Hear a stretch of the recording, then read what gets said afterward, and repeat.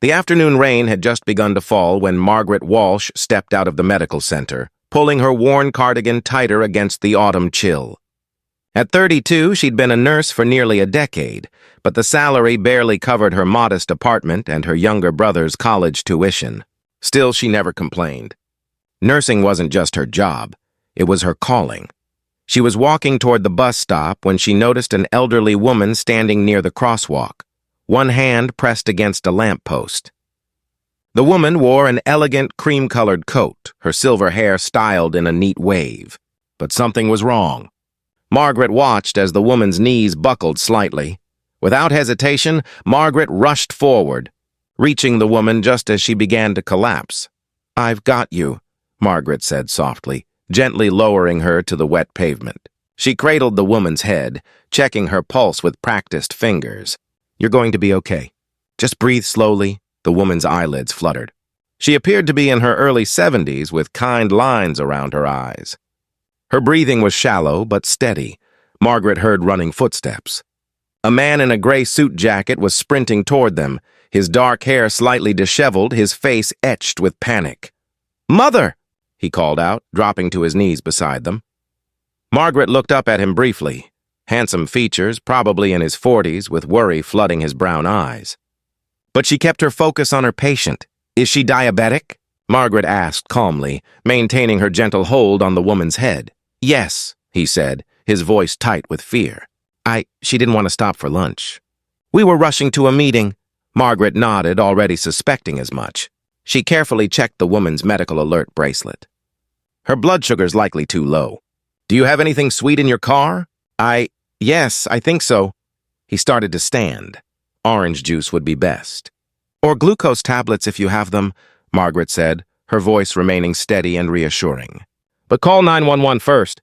She needs proper medical attention." As he made the call, Margaret stayed with the woman, speaking softly to her. "Can you hear me? You're safe. Help is coming. Just rest easy." The woman's eyes opened slowly. They were a gentle gray blue, like a winter sky. "What happened?" she whispered. "You fainted, dear," Margaret said with a warm smile. "But you're going to be just fine. We'll get your sugar levels back up." The man returned with a small bottle of apple juice from his car. Margaret helped the woman take small sips, supporting her shoulders with care. Within minutes, color began returning to the woman's cheeks. "Thank you," the elderly woman murmured, her voice growing stronger. "You're very kind." "It's what anyone would do," Margaret replied simply. But the man was looking at her with something like amazement. "Not everyone would," he said quietly. "Most people would just walk by." The ambulance arrived 7 minutes later. As the paramedics took over, Margaret stood back, preparing to slip away as she always did. She'd missed her bus and would have to wait for the next one, but that didn't matter. "Wait!" the man called out. "Please, I'd like to thank you properly. Can I at least get your name?" Margaret smiled. "Margaret Walsh. But really, no thanks are necessary. I'm just glad I was here." She glanced at her watch. "I should go. I hope your mother recovers quickly." Before he could respond, she turned and walked toward the bus stop, her blue scrubs visible beneath her old cardigan, her practical shoes splashing through shallow puddles. 3 weeks passed. Margaret had almost forgotten about the incident. It had become one of many small moments of care in her daily routine. She was working her usual shift at Riverside Community Clinic when Dr. Patterson called her into his office. "Margaret, do you have a moment?" His expression was unreadable. She followed him in, wondering if there had been a complaint. Had she made an error somewhere? "Have a seat," he said, gesturing to the chair across from his desk. He was holding an envelope. "This arrived for you this morning. It was hand-delivered." Margaret took the envelope, confused. Inside was a letter on heavy cream paper, written in elegant script. "Dear Miss Walsh, 3 weeks ago, you saved my life on a rainy street corner. You didn't know who I was, and you asked for nothing in return. In a world that often feels hurried and indifferent, you stopped. You cared. You showed me genuine kindness. My son told me you're a nurse at Riverside Community Clinic. He also told me that when he tried to thank you, you simply said it was what anyone would do. But we both know that isn't true anymore. I would be honored if you would join us for lunch this Saturday at the Grandview Restaurant at noon. I simply want to thank you properly face to face. My son will be there as well. He hasn't stopped talking about your compassion." With deepest gratitude, Eleanor Harrison Margaret read the letter twice. Eleanor Harrison. The name sounded familiar, but she couldn't quite place it. Dr. Patterson cleared his throat. "Margaret, do you know who Eleanor Harrison is?" She shook her head slowly. "She's the founder and former CEO of Harrison Medical Technologies. They manufacture medical equipment used in hospitals across the country. She's extraordinarily wealthy and influential." Margaret felt her face flush. "I had no idea. She was just a woman who needed help." "I know," Dr. Patterson said, and his stern face softened into a smile. "That's exactly why this means so much. You should go to that lunch, Margaret. You deserve it." Saturday arrived with clear blue skies.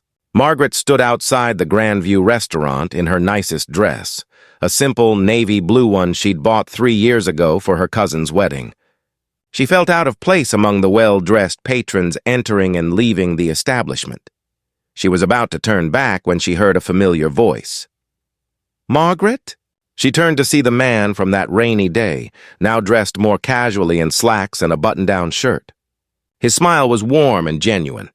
"I'm David Harrison," he said, extending his hand. "We met briefly, but I don't think I properly introduced myself. Thank you so much for coming." His handshake was firm but kind. Up close, she could see he had his mother's gentle eyes. "Come in, please. Mother has been looking forward to this all week." Eleanor Harrison was seated at a quiet table by the window, and she rose as Margaret approached. She looked vibrant and healthy, completely transformed from the fragile woman on the pavement. "My dear Margaret," Eleanor said, taking both of Margaret's hands in hers. "How wonderful to see you again under better circumstances." The lunch was unlike anything Margaret had expected. There was no formality, no awkwardness. Eleanor wanted to know about Margaret's life, where she grew up, why she became a nurse, what she loved about her work. Margaret found herself talking about her childhood in a small town in Ohio, about her parents who'd passed away when she was young, about raising her brother Tommy and putting him through school. "He's studying engineering now," Margaret said, her face lighting up with pride. "He's so brilliant. He's going to do wonderful things." Eleanor listened with genuine interest, asking questions, sharing stories of her own journey. She'd started her company 40 years ago in a garage, she explained, when medical technology was still in its infancy. "I've been fortunate," Eleanor said. "Very fortunate. But I've also seen how rare true kindness has become. People help when there's something to gain. You help simply because someone needed it." Margaret felt tears prick her eyes. "That's just being human," she said softly. David, who'd been quietly observing, spoke up. "That day I was so panicked I couldn't think straight." "But you were calm, capable, and so gentle with her. That kind of grace under pressure is rare." After lunch, as they walked outside, Eleanor stopped and took Margaret's hand once more. "I want to do something for you, Margaret. Please, don't say no before you hear me out." Margaret felt her stomach tighten with anxiety. "Riverside Clinic does important work," Eleanor continued, "but I know they struggle with funding. I'd like to make a substantial donation in your name, and I'd like to establish a scholarship fund for nursing students who show the same compassion and dedication you do." Margaret's breath caught. "Mrs. Harrison, And," Eleanor continued gently, "I'd like to pay off your brother's college tuition. David did some research, I hope you don't mind. Tommy has 3 semesters left." "Consider it handled," tears spilled down Margaret's cheeks. "I can't accept—" "You can," Eleanor said firmly but kindly. "And you will.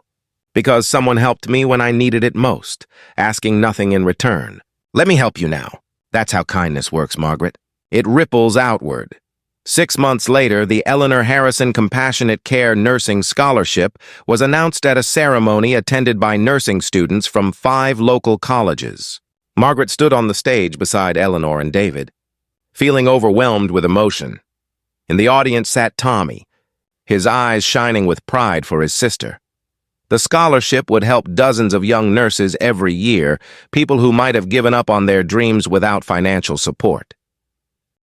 But for Margaret, The greatest gift had been simpler than money. It was the friendship that had blossomed with Eleanor, a woman who called her every week just to chat, who invited her to family dinners, who treated her like the daughter she'd never had, and David, who'd asked her to coffee one afternoon, then to dinner, then to a concert, who looked at her not as a charity case or a hero, but as someone genuinely worth knowing. That rainy afternoon when Margaret knelt on wet pavement to help a stranger, she'd had no idea how much her life would change. She'd simply done what felt right, what felt human. As Eleanor often reminded her now, that was the most valuable currency in the world, one kind moment, freely given, expecting nothing in return. And those moments, Margaret had learned, had a way of coming back to you multiplied beyond measure, not in dollars or opportunities, but in connections that fed the soul, in love that healed old wounds, in friendships that reminded you that goodness still existed in the world. That evening, as Margaret sat between Eleanor and David at the celebration dinner, Tommy raising a toast to his sister across the table, she felt a peace she'd never known before. She'd spent years taking care of others, never expecting anything for herself. Now, surrounded by people who cared for her just as deeply, she finally understood what Eleanor meant about kindness rippling outward. It always found its way back home.